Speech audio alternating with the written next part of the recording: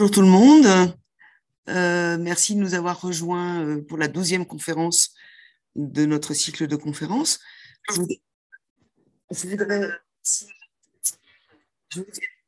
je voudrais, vous souhaiter tout d'abord une très très bonne année 2023 euh, et, et qu'elle soit pleine de bonnes nouvelles pour la Champagne comme l'a été l'année 2022.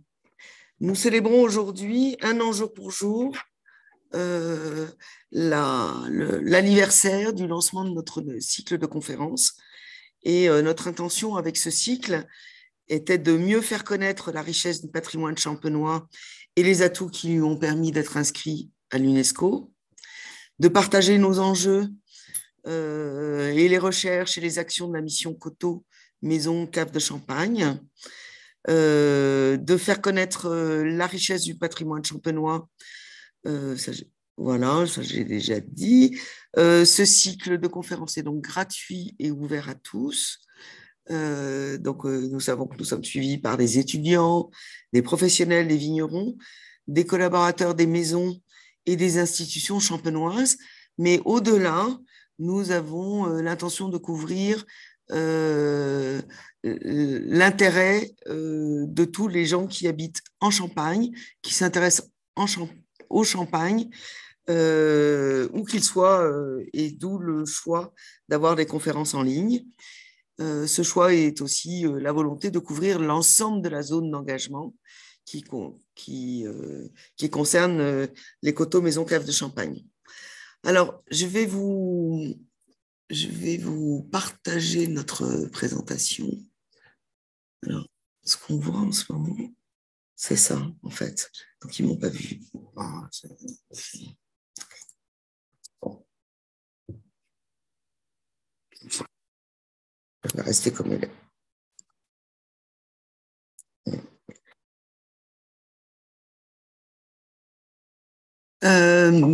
Il y a déjà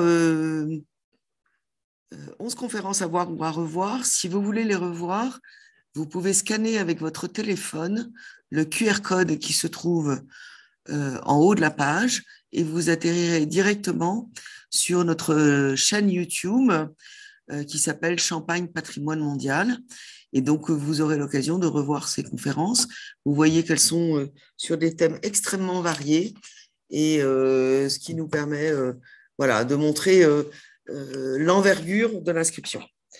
La conférence d'aujourd'hui va nous permettre de comprendre ce qui fait la singularité des coteaux maisons caves de Champagne, ce que l'UNESCO appelle la valeur universelle exceptionnelle. Et notre conférencier va nous emmener en voyage dans bien d'autres biens ou traditions qui sont inscrits ou inscrites au patrimoine mondial pour pouvoir nous donner des éléments pour comprendre ce qui nous a permis d'être inscrits en 2015, même si le bien champenois a des aspects comparables à d'autres biens très divers et apparemment sans rapport entre eux. Paysages culturels, notamment viticoles, sites souterrains naturels ou artificiels, patrimoine industriel, biens associés à des faits culturels. Pour rejoindre, voilà, donc d'où le titre de la conférence qui est avec des points d'interrogation, paysage viticole, paysage souterrain, paysage industriel, paysage associatif, la Champagne au patrimoine mondial, c'est un peu tout ça. Alors, pour en parler, j'ai le plaisir d'accueillir notre conférencier qui s'appelle Pierre-Marie Tricot. Avant de présenter Pierre-Marie, je voudrais le remercier à 2 titres. Parce qu'il est avec nous ce soir et qu'il a accepté de plancher sur cette conférence, mais aussi et surtout au nom de tous les Champenois, parce qu'il a fait partie des équipes pionnières qui nous ont aidés à construire le dossier de candidature et à l'amener jusqu'au succès. Quelques mots pour vous présenter Pierre-Marie. Pierre-Marie Tricot a un CV long comme le bras, que vous pouvez voir et qui n'est pas détaillé, mais vous voyez qu'il a beaucoup de compétences et beaucoup de talent. Il est ingénieur agronome et paysagiste concepteur et directeur en urbanisme et expert à l'Institut de Paris Région et impliqué à la Fédération française du paysage et à l'ICOMOS et à l'Académie d'agriculture de France. C'est un grand honneur qui nous est consacré tant de temps. Il participe à différentes études, publications et projets dans les domaines de l'urbanisme, du grand paysage, du patrimoine, de la planification urbaine et régionale en France et dans le monde. À ce titre, il a mené des missions d'évaluation et de suivi de paysages culturels pour le compte de l'UNESCO et de ses organismes de conseil. C'est ainsi qu'il nous avait épaulés pour la construction de notre dossier patrimoine mondial, notamment au Coteau, Maison et Cap de Champagne, et il participe à la construction d'autres dossiers sur plusieurs sites. Pierre-Marie nous connaît donc très bien. Il est familier d'autres sites UNESCO. C'est ainsi qu'il va pouvoir nous comparer à d'autres pour mieux nous faire comprendre notre singularité. Pour avoir eu le privilège de contribuer à préparer la conférence, je sais que nous allons tous ensemble faire un très beau voyage parmi les plus beaux sites UNESCO du monde. Donc, par avance, un grand merci, Pierre-Marie. Pierre-Marie, je vous cède la parole. Alors, pour vous céder la parole, je vais arrêter mon partage et je vais vous proposer de prendre la suite. Bonjour à tous et toutes. Vous m'entendez bien? Oui, très bien, merci. Merci Anne pour cette présentation très, très élogieuse et je vais essayer d'être à la hauteur de ce que vous annoncez. Mais de toute façon, comme vous l'avez dit, ça a été un travail d'équipe où beaucoup de compétences ont été mises en œuvre et on a travaillé pendant plusieurs années ensemble pour réussir à mener à bien cette candidature et à faire inscrire les coteaux, maisons et caves de Champagne et chaque compétence à jouer et surtout la coordination entre différentes personnes et avec notamment le travail d'Amandine Crépin que je voudrais saluer ici. Donc je vais vous présenter un petit peu, justement comme a dit Anne, ce travail qu'on appelle de l'analyse comparative. Ça, c'est une chose qui doit être faite dans tous les dossiers d'inscription au patrimoine mondial. C'est un exercice très, très cadré par les orientations données par le Comité du patrimoine mondial et dont on n'a pas toujours l'habitude, qui n'est pas toujours bien interprété, mais qui se révèle extrêmement intéressant parce qu'on voyage, on voit plein de choses extrêmement intéressantes et on voit comment on est à la fois singulier et comparable. Alors, je vais vous partager ma présentation en espérant que je vais faire ça correctement. Voilà. Dites-moi si vous voyez bien maintenant l'écran avec le titre. Alors, pas encore. Pas encore. Alors, allons-y, je réessaye. Ah oui, il faut que j'appuie sur partager. Et là?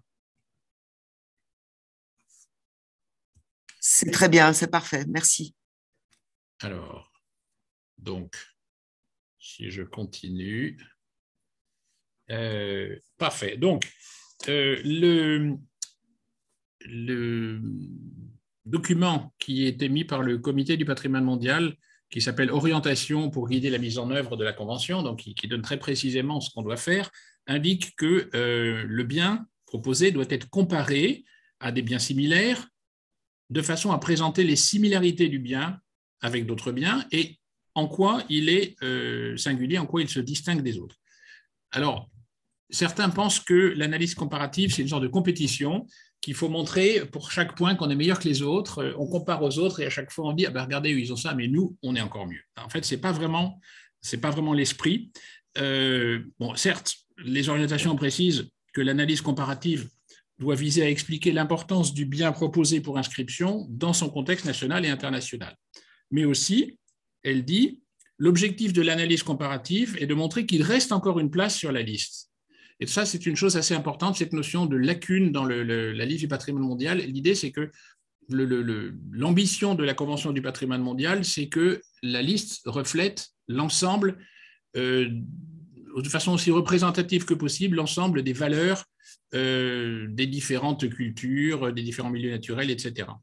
Donc, en fait, il ne s'agit pas de montrer que le bien est supérieur à ceux qui sont déjà inscrits. Il faut montrer qu'il a sa place entre des pairs. Il n'y a pas de hiérarchie entre les biens qui sont au patrimoine mondial. Chacun est unique, chacun possède des valeurs spécifiques, ou plutôt, on peut dire, chacun exprime de manière singulière des valeurs universelles. Et en fait, c'est ça que je voudrais essayer de vous montrer, c'est à travers toutes ces correspondances, comment on a des choses en commun, des valeurs qui sont en commune et qui sont exprimées chaque fois d'une manière singulière.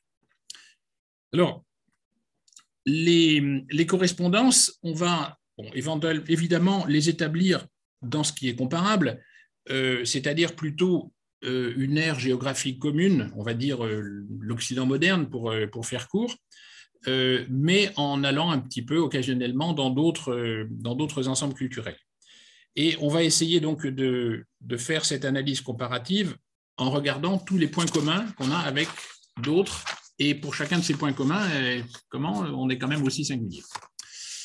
Alors, on ne va pas non plus faire une comparaison dans toutes les catégories. On ne va pas comparer avec les pyramides d'Égypte parce qu'on considère qu'on est la 8e merveille du monde. Il faut quand même aller chercher des catégories qui semblent se rapprocher de celle à laquelle on appartient. Alors évidemment, les paysages viticoles, c'est la première à laquelle on pense et c'est ce que je vais développer d'abord. Mais vous verrez qu'on peut parler aussi de patrimoine industriel. Ça a été souligné dans le dossier.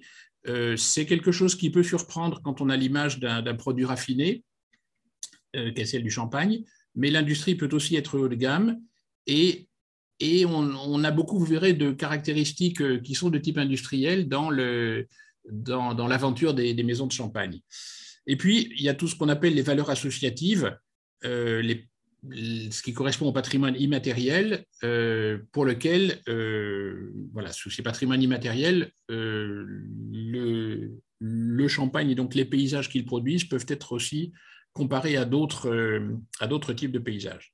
Tous ces différents paysages, quelle que soit leur catégorie, peuvent être assemblés dans une catégorie plus grande, celle qu'on appelle les paysages culturels, définis par le Comité du patrimoine mondial il y a 30 ans, quasiment juste un peu plus de 30 ans.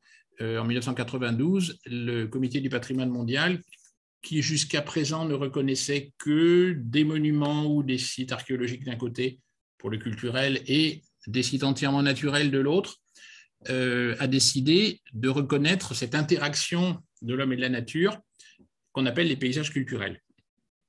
C'est une notion qui est très large, on va la développer, qui ne correspond pas uniquement à celle de paysage au sens visuel du terme, au sens d'une étendue de pays offerte au regard.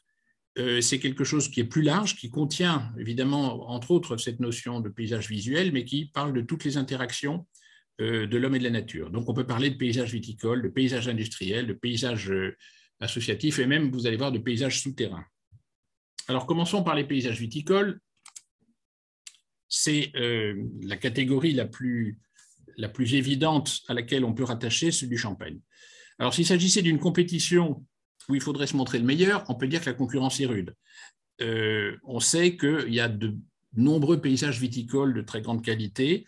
L'ICOMOS a produit une étude thématique sur les paysages viticoles dans le monde en 2005 qui disait « Les paysages viticoles sont généralement reconnus parmi les formes les plus remarquables des paysages résultant de l'activité humaine, à la fois par la marque qu'ils impriment au territoire et par les traditions culturelles qui leur sont associées. » Alors, de fait, on a beaucoup de paysages viticoles dans la liste du patrimoine mondial. Il y en avait déjà un certain nombre avant ceux du Champagne. Quelques exemples.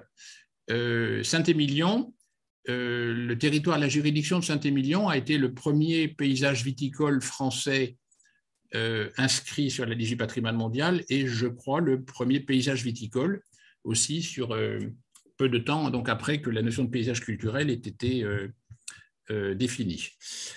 Ensuite, assez rapidement, on a eu deux autres paysages viticoles inscrits, la vallée du Haut-Douro au Portugal, qui produit dont les raisins produisent le vin de Porto, avec des différentes formes de culture en terrasse très spectaculaires. Là, vous avez 3 époques sur ces 2 images. Sur celle de droite, de part et d'autre du chemin, vous avez à gauche du chemin qui monte les anciennes terrasses d'avant le phylloxéra, qui sont très étroites et qui ne peuvent se travailler qu'à la main. Tout à fait à droite, les grandes terrasses créées à la fin du 19e après le phylloxéra. Et puis sur l'image de gauche, les terrasses modernes, les construites avec des talus et non plus des murs, qui sont encore un autre type de paysage. Donc l'année suivante, après les paysages de la vallée du Douro, c'est ceux de Tokai, ceux qui produisent le fameux vin de Tokai en Hongrie, qui ont été inscrits. Les paysages viticoles, comme le montrait d'ailleurs l'étude de l'ICOMOS, se rencontrent dans toutes les régions viticoles du monde. On a des paysages de grande qualité. Évidemment, surtout en Europe, parce que c'est quand même là qu'on a le plus grand nombre de paysages, de régions viticoles, mais aussi dans ce qu'on appelle le nouveau monde viticole, Amérique du Nord, Chili, Argentine, Afrique du Sud, Australie, Nouvelle-Zélande. On a aussi des paysages viticoles intéressants, dont certains sont sur ce qu'on appelle les listes indicatives et pourraient être un jour également avoir leur place sur la liste du patrimoine mondial. Mais évidemment, les pays latins occupent une place prépondérante, avec un nombre assez important de paysages viticoles. On a l'Italie, évidemment, où il y a de nombreux paysages magnifiques, les paysages de Toscane, là, avec la vallée de l'Orcia, qui sont des paysages évidemment pas principalement viticoles, il y a de nombreuses cultures dedans, des céréales, d'oliviers, etc., et aussi de la vigne. Et puis, l'Italie a fait inscrire également des paysages vraiment plus purement viticoles, qui sont également des très beaux paysages, ceux du Piémont et ceux les collines de Prosecco. Alors, vous savez que le Prosecco a parfois tendance à se comparer au champagne, peut-être d'une façon un peu exagérée. Il n'empêche qu'en ce qui concerne les paysages, c'est vraiment des sites absolument magnifiques. Ensuite, on a eu aussi, ensuite, là, je vous ai parlé des paysages les plus, comment dire, de sites classés principalement au titre des paysages viticoles. On a un certain nombre donc d'autres paysages qui sont classés en partie pour leurs vignobles et en partie pour d'autres choses. Alors après l'Italie, je dirais l'autre grand pays, même le plus important pays en matière viticole, donc c'est la France, avec plusieurs sites qui sont classés. Donc il y a eu évidemment Saint-Émilion d'abord. En 2000, il y a eu le Val-de-Loire, évidemment pour tout un ensemble de paysages, les châteaux, la Loire elle-même, le fleuve, etc., mais aussi de nombreux vignobles qui y figurent. Et puis, donc, en 2015, la France a fait inscrire en même temps deux grandes régions viticoles, donc la Bourgogne avec les climats de Bourgogne et la Champagne avec les coteaux, maisons et caves de Champagne. Donc, voilà pour les principales régions viticoles ou régions, au moins en grande partie viticoles, qui sont inscrites sur la liste du patrimoine mondial. Du moins, non, je veux dire, excusez-moi. Voilà une partie, parce que je vous ai parlé, je dirais, jusqu'à présent, de vignobles relativement classiques, de vignobles sur coteaux. Les vignobles aussi présentent des formes extrêmement variées et parfois particulièrement spectaculaires, notamment quand ils sont en terrasse. Alors, il y a eu plusieurs sites de vignobles en terrasse qui ont été également inscrits au patrimoine mondial. Vous avez les terrasses de Lavaux qui dominent le lac Léman, celle de Cinque Terre en Italie, qui n'est pas un paysage exclusivement viticole, mais où la composante viticole est très importante. Et puis, on a aussi d'autres formes d'adaptation du vignoble à des conditions particulières qui font que on parle parfois de viticulture héroïque. C'est la viticulture dans des conditions extrêmement difficiles, alors que ce soit en altitude, que ce soit sur des îles volcaniques battues par les vents, comme le Pico dans les Açores, avec toutes ces protections par ces petits murets de pierre volcanique, ou un peu équivalent aussi à Santorin ou à Lanzarote, vous avez chaque fois des adaptations qui montrent une ingéniosité et un travail considérable et qui en fait des paysages d'une très grande qualité. Donc, je vous ai montré un certain nombre de sites qui sont inscrits au patrimoine mondial comme Pico, ou qui ne le sont pas ou pas encore, comme Lanzarote ou Santorin, ou le Vallée de la Moselle. Ça, c'est encore un autre exemple qui est qui est assez spécifique parce que vous avez des pentes extrêmement raides qui, elles, ne sont pas en terrasse. On trouve dans la vallée de la Moselle, donc c'est tout un paysage qui aussi tire sa valeur justement du fait que là où d'autres auraient mis des terrasses, on arrive à cultiver sur des pentes, comme vous le voyez, extrêmement raides en arrière-plan de la photo. Alors, sans aller toujours jusqu'à ces extrêmes, la vigne crée partout des paysages particulièrement soignés qui témoignent d'un long apprivoisement de la nature par une communauté humaine. Je pense par exemple à un autre exemple de vignoble qui n'est pas inscrit au patrimoine mondial, mais qui est de très grande qualité paysagère, c'est le vignoble d'Alsace, à la fois par ses vignes et par ses villages. C'est un bel exemple de ces paysages où rien n'est laissé au hasard. Alors, comme heureusement il ne s'agit pas d'une compétition, en fait, tous ces paysages sont extrêmement beaux, extrêmement intéressants, et ceux de la Champagne le sont aussi. Ils ont aussi leurs particularités. Alors, il y a notamment une chose que je trouve intéressante sur les paysages de Champagne, c'est que la plupart des paysages, des vignobles que vous avez vus dans les images précédentes, regardent de l'eau. Le Cinque Terre regarde la mer, Lavaux regarde le lac Léman, les vignobles de Bourgogne regardent la Saône, ceux des Côtes-du-Rhône, le Rhône. Vous avez très très souvent un fleuve, un cours d'eau, une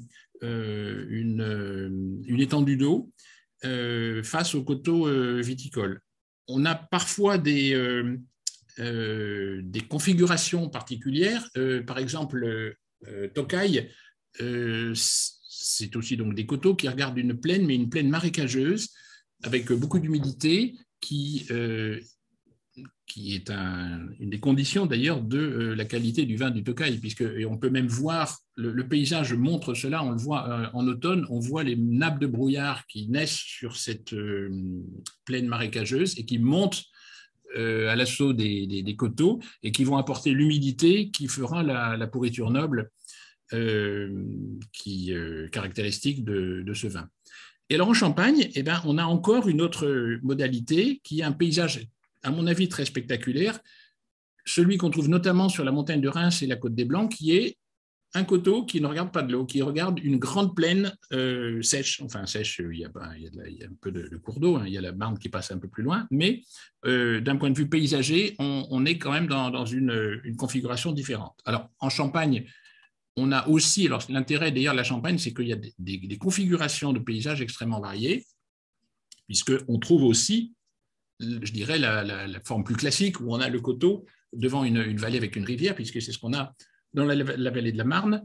Et il y a un endroit particulièrement intéressant, c'est ce qu'on appelle la grande vallée de la Marne, puisque c'est de l'articulation entre cette vallée où le coteau viticole regarde l'eau et la plaine où le coteau regarde une étendue beaucoup plus grande et sans eau. Donc l'articulation, cet espace qui constitue la grande vallée de la Marne, où se trouvent les coteaux historiques autour de Auvilliers et Haï, qui sont sur le bien inscrit au patrimoine mondial, sont donc un paysage tout à fait particulier.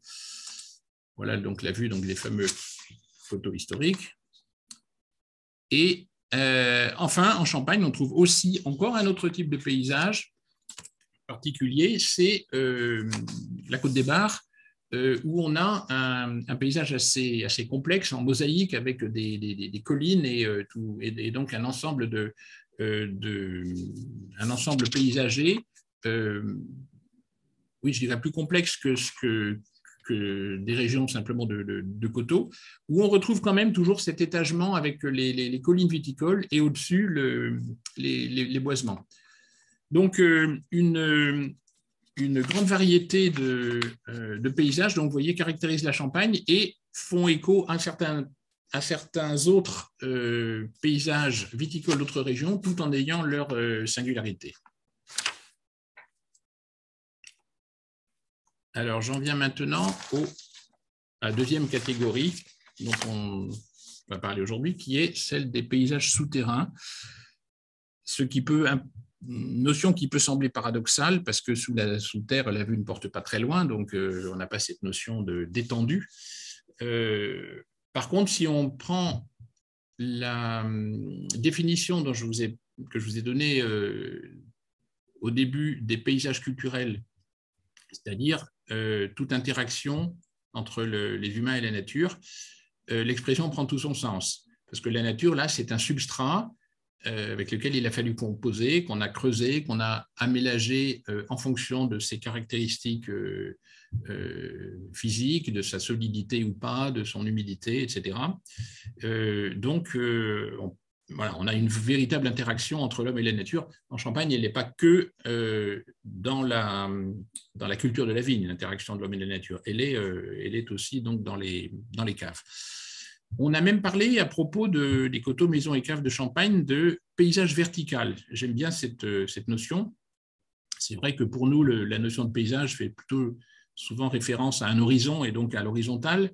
Dans la peinture chinoise, vous noterez que le paysage est souvent vertical. Hein. Les paysages chinois, ils sont représentés non pas sur des formats paysages, comme on dit chez nous, mais sur des tableaux qui sont verticaux. Donc cette notion de paysage vertical, on la voit bien d'ailleurs dans l'affiche qui sert de support à l'ensemble de ces conférences. Vous avez les trois composantes principales, les coteaux, les maisons, les caves, et vous voyez chaque fois la dimension verticale avec l'étagement de la vigne avec la forêt au-dessus, avec les clochers, avec les cuves des caves ou avec les escaliers qui réunissent les niveaux, avec les crayères aussi, qui sont des caves où la dimension verticale prédomine. Donc, on a cette notion de paysage vertical. Alors, je vais vous montrer, comme pour les autres domaines, quelques exemples de la variété des paysages souterrains dans le monde. Et on a énormément de choses, et notamment, évidemment, dans le domaine vitivinicole, où le mot cave, d'ailleurs, est quasiment devenu synonyme d'un lieu de vieillissement. Une cave, c'est une cavité, c'est un endroit, mais on parle de cave, et il y a même des régions où on parle de cave pour des lieux d'élaboration du vin qui se situent au-dessus du sol. Donc, il y a cette relation, évidemment, très forte entre le monde du vin et le monde souterrain, avec quelques exemples. Bon, parmi les plus spectaculaires, vous avez souvent ceux qui consistent en la réutilisation d'anciennes carrières. Par exemple, c'était le cas de Saint-Émilion, hein, c'est des carrières de pierre qui ont servi à construire des bâtiments. Cricovin en Moldavie, c'est une des plus spectaculaires parce que vous avez un linéaire très, très important de galeries d'anciennes carrières.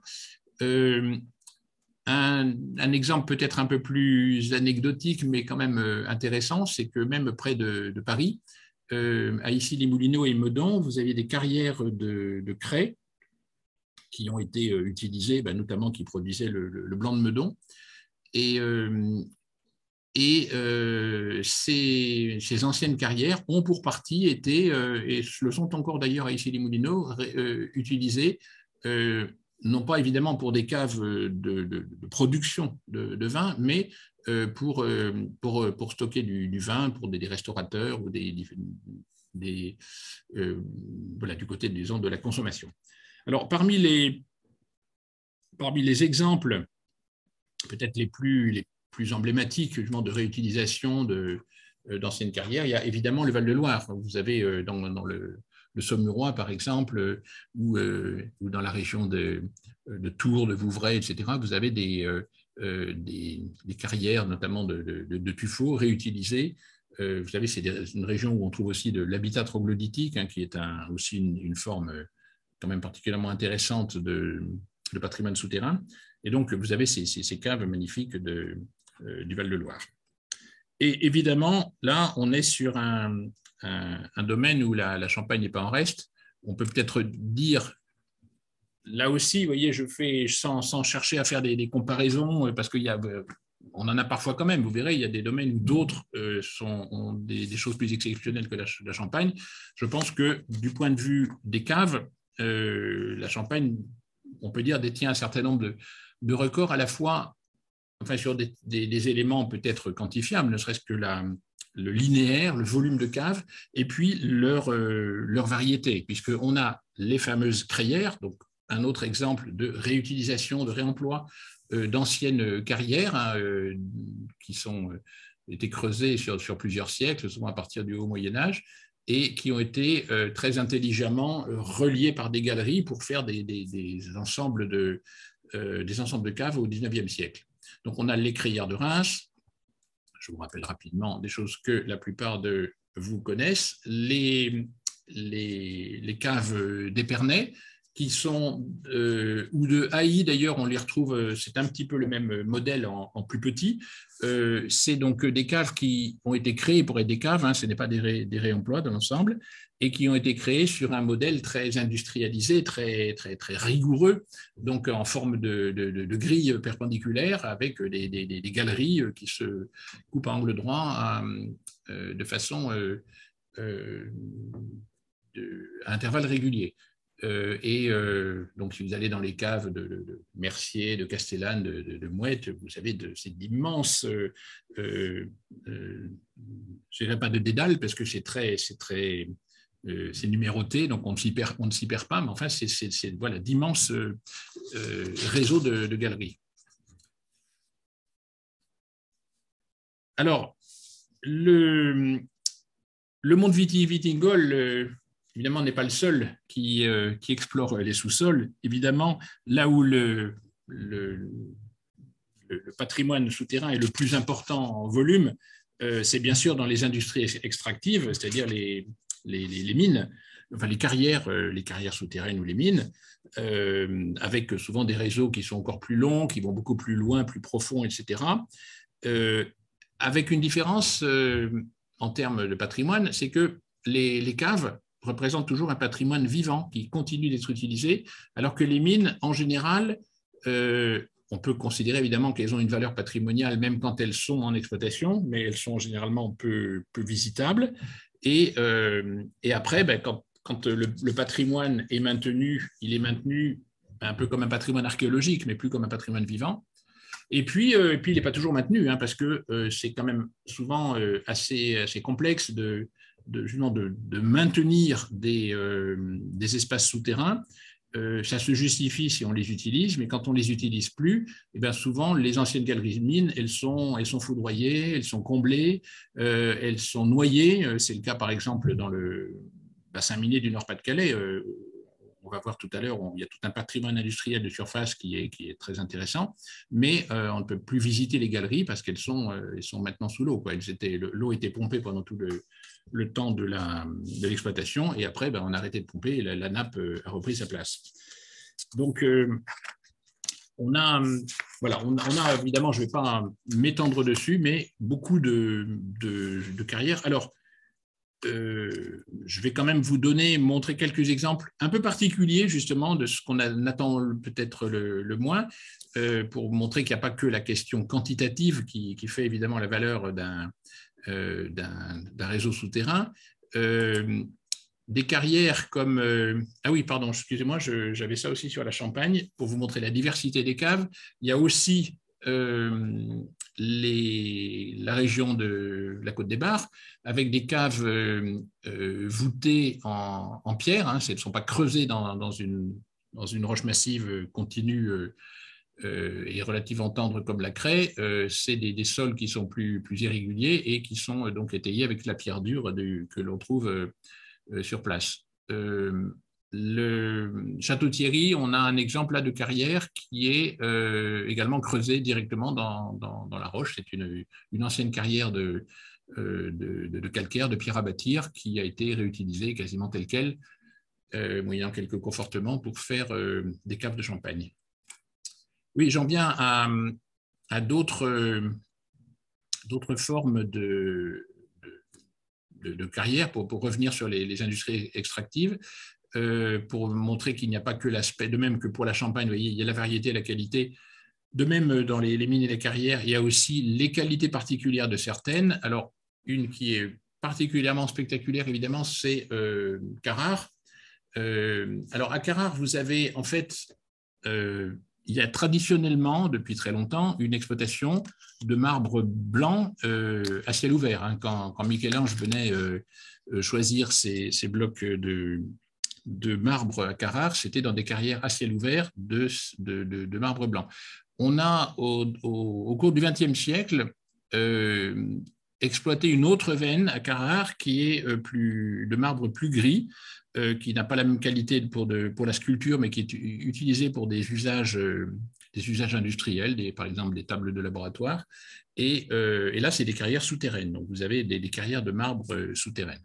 Et ce qui est assez amusant, c'est que dans la région de Carrare, on réutilise aussi évidemment peut-être pas les plus belles, mais des chutes de marbre pour faire des caves à vin, ce qui nous permet de faire quand même aussi la relation avec le vin.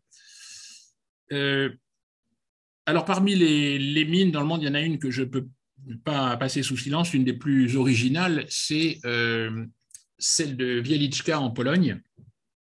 C'est des mines de sel qui donc sont originales à deux titres. Ben déjà, le fait d'avoir pu conserver des mines de sel, sachant que c'est un matériau qui est soluble et qui est quand même assez difficile. Enfin, s'il y a des infiltrations d'eau, évidemment, c'est extrêmement difficile à conserver. Donc, il y a eu des problèmes techniques.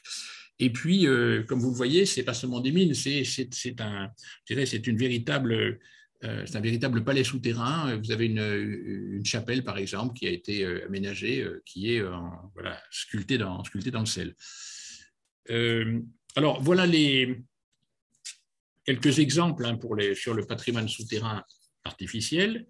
Il y en a plein d'autres, évidemment. Hein. Vous avez tous les réseaux de transport, les tunnels, etc., qui sont souvent aussi qui peuvent être des œuvres extrêmement intéressantes. Et souvent aussi de dimensions très, très imposantes. Évidemment, malgré tout, tous ces réseaux, même de dimensions imposantes, restent toujours modestes par rapport à ce que produit la nature.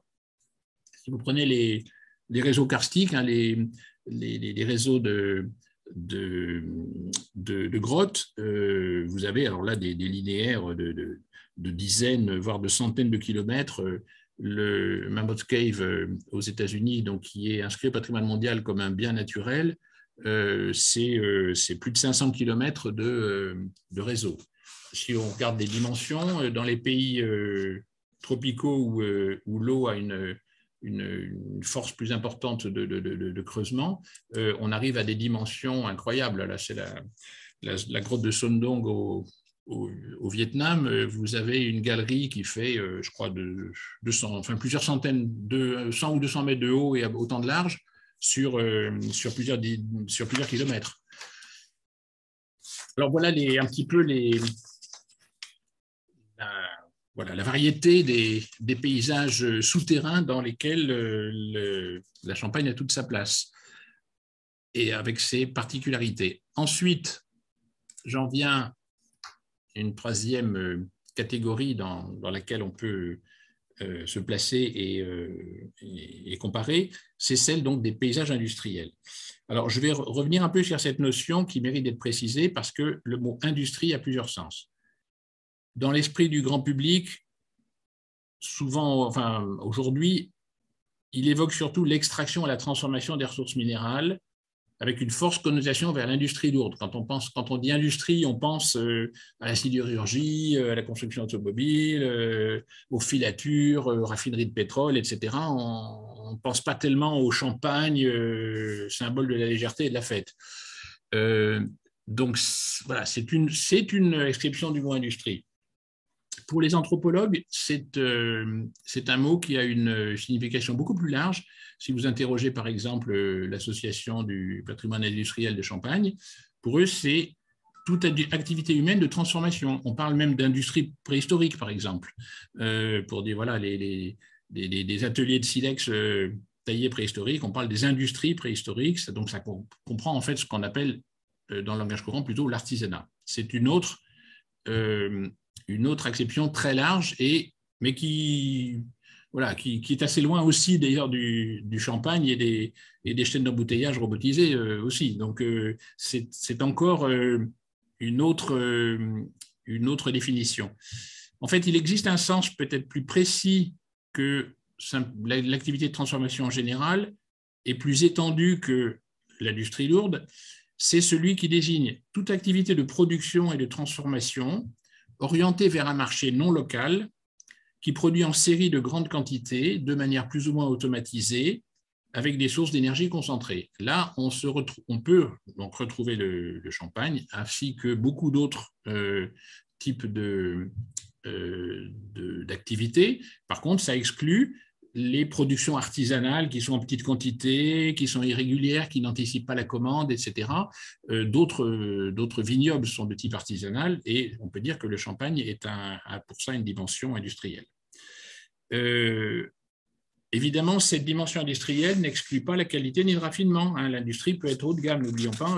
L'industrie automobile, elle produit des Rolls, et l'industrie viticole, elle produit du champagne. Donc, encore une fois, industriel, ça ne signifie pas forcément produit standardisé. Alors, le patrimoine, ce qui nous intéresse, donc le patrimoine laissé par les activités industrielles. Il est de deux grands types. Il y a les sites de production, tout ce qui est lié à la production, qui a vraiment directement un rôle technique, et puis ce qui est lié à la commercialisation, à la représentation, à l'image, etc. On a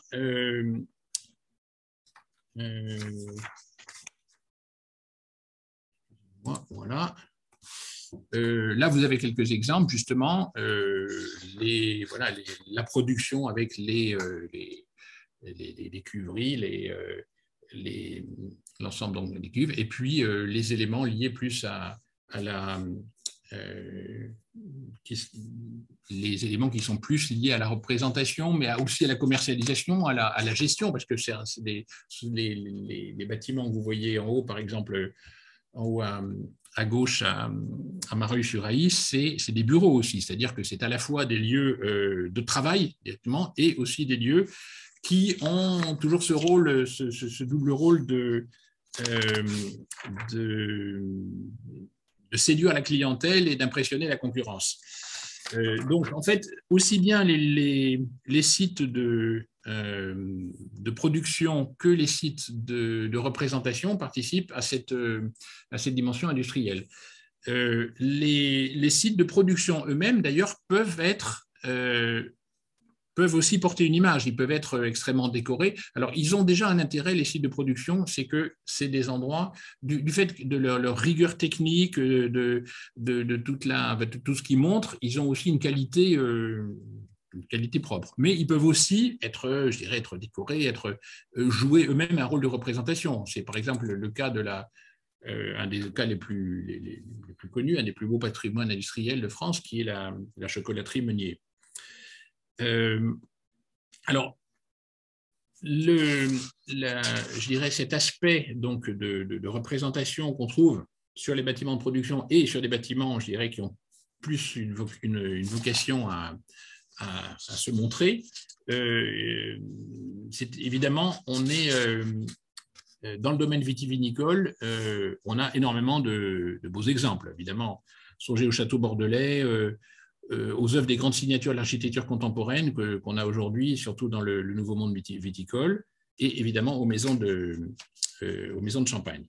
Mais donc, avant de revenir sur les maisons de champagne, je voulais vous montrer un autre exemple d'architecture liée à une production vitivinicole. Et pour faire une comparaison, vous allez comprendre, c'est donc la Catalogne. Alors, en Catalogne, on a une architecture absolument exceptionnelle qui est donc liée à toute une école d'architecture qu'on appelle le modernisme catalan. Donc, c'est Antoni Gaudí est le représentant le plus connu, mais dont plusieurs autres, comme Puig d'Alfach, qui ici, vous voyez, qui était un peu des rivaux de Gaudí, un autre représentant de cette école. Et donc, en Catalogne, on a tout un ensemble de bodegas, donc de caves viticoles, qui sont absolument exceptionnelles. Vous avez donc ça, un exemple de Puig d'Alfach, et aussi César Martinel, qui est un autre architecte, donc un peu plus jeune que Gaudí et Puig d'Alfach, et qui lui donc s'est un peu spécialisé. Il a fait à lui seul, je ne sais plus combien, une trentaine, je crois, de caves pour notamment des coopératives. Donc voilà, on a tout ce patrimoine qui est absolument exceptionnel et qui, je dirais, peut-être même d'ailleurs du point de vue de l'innovation architecturale, surpasse ce qu'on trouve en Champagne. On peut dire en fait que les maisons et les coopératives qui produisaient le cava de Catalogne ont eu la chance de rencontrer de trouver sur leur chemin des architectes d'un talent exceptionnel, et que inversement, les architectes champenois ont eu la chance de trouver, eux, des entrepreneurs exceptionnels qui leur ont permis de s'exprimer. Donc voilà, dans les deux cas, on a eu une relation entre le maître d'œuvre et le maître d'ouvrage qui a permis de faire une grande qualité architecturale. Alors, je montre des sites industriels, je montre de l'architecture industrielle. Est-ce qu'on peut parler de paysage industriel? Alors, pour qu'il y ait paysage, il faut quand même qu'il y ait un lien à un territoire. Alors, évidemment, c'est quand même souvent le cas. Une activité industrielle, elle imprime une marque sur un territoire, elle façonne ce territoire. On peut même parler parfois d'urbanisme industriel, d'urbanisme déterminé par une activité. C'est évidemment le cas, si vous voyez l'avenue de Champagne, c'est un urbanisme lié à l'activité, mais même le boulevard du Nord à Haï, c'est aussi à une échelle plus petite, un urbanisme lié à une activité.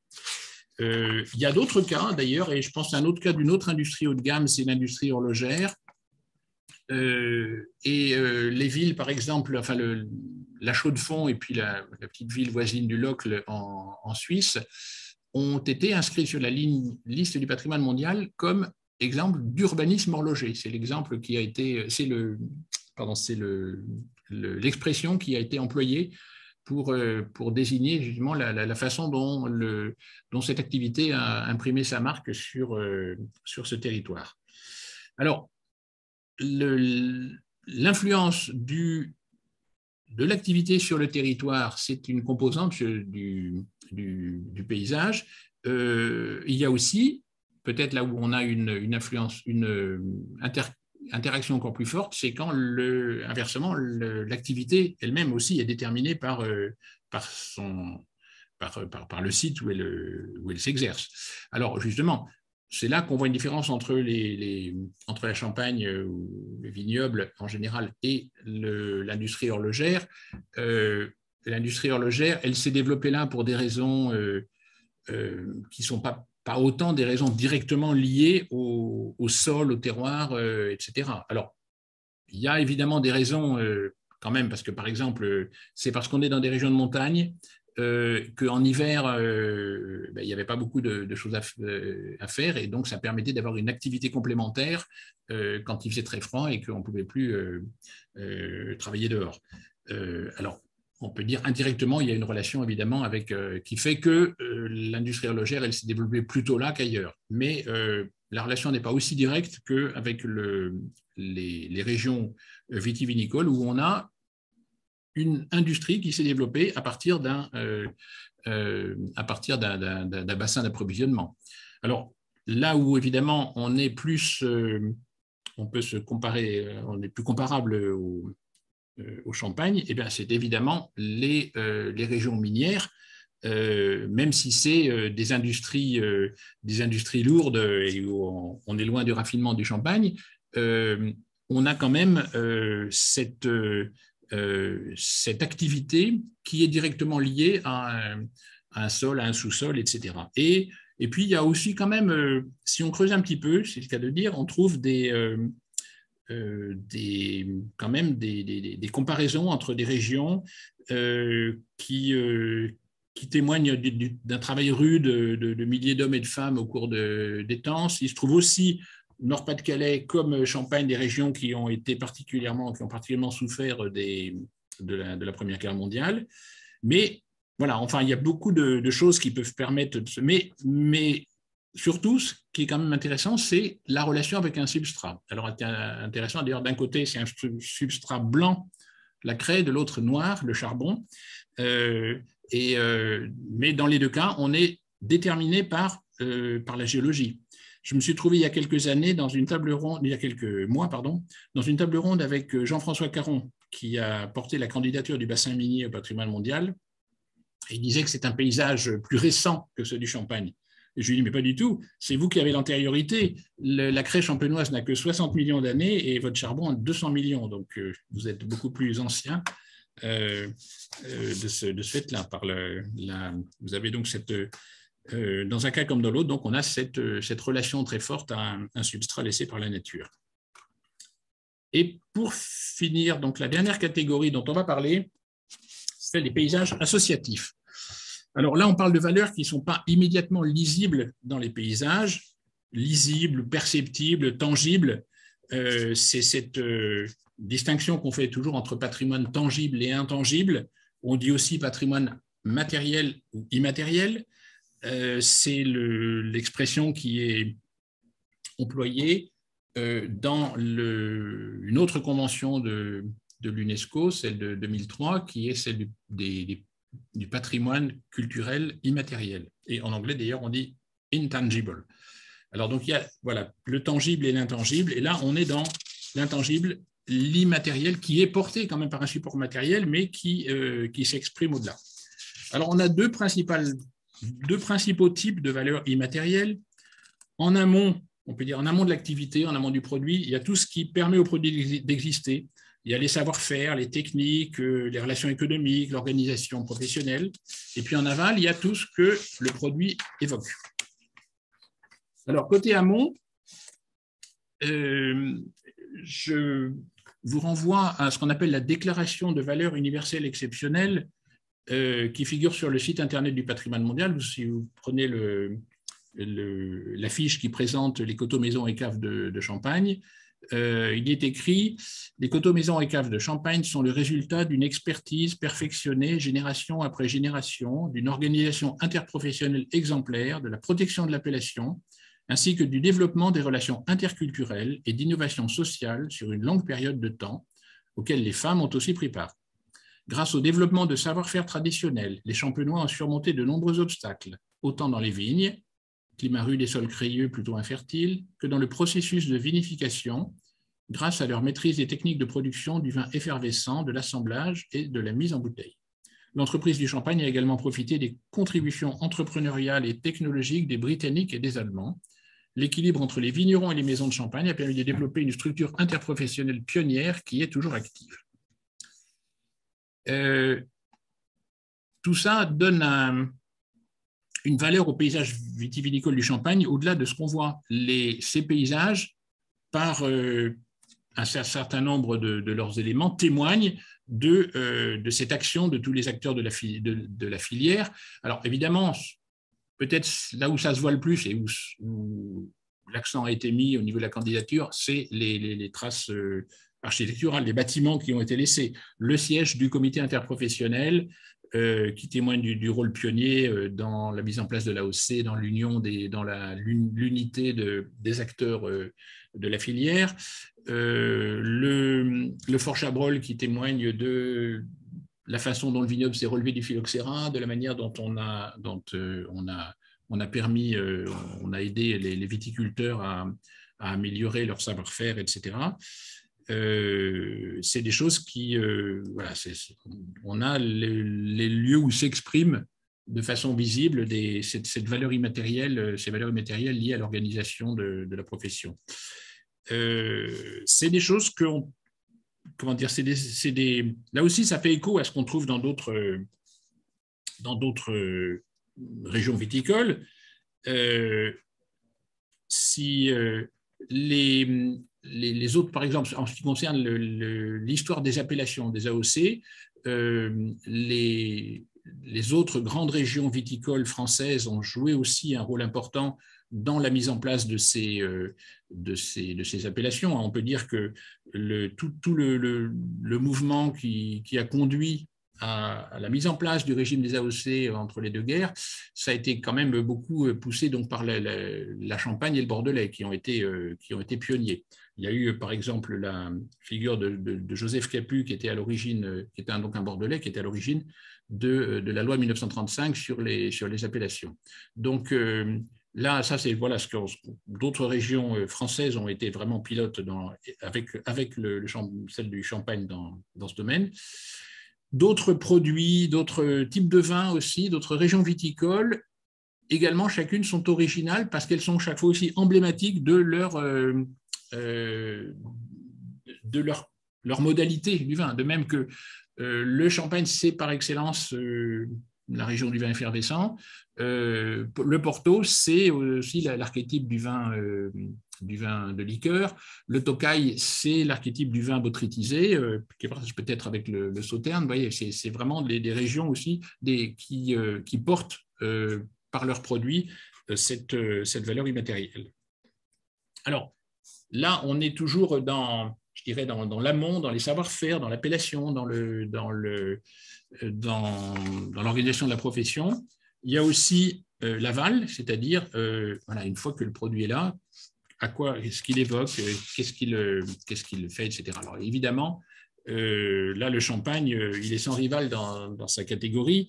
Tous les autres vins effervescents utilisés dans les mêmes circonstances le sont par référence au champagne. Le champagne, c'est quand même le vin de la célébration, de la fête, etc. Et donc, ça, c'est une image qui est extrêmement forte, à tel point que beaucoup de produits, beaucoup de vins effervescents ont cherché à s'appeler champagne avant d'être suffisamment connus eux-mêmes pour pouvoir se singulariser.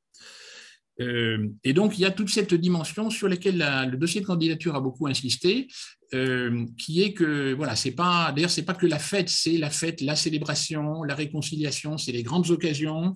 Il y a toute cette dimension de réconciliation en plus qui a pris une dimension particulière dans cette région entre où les Français et les Allemands se sont battus et où l'entente franco-allemande a été célébrée en 1963.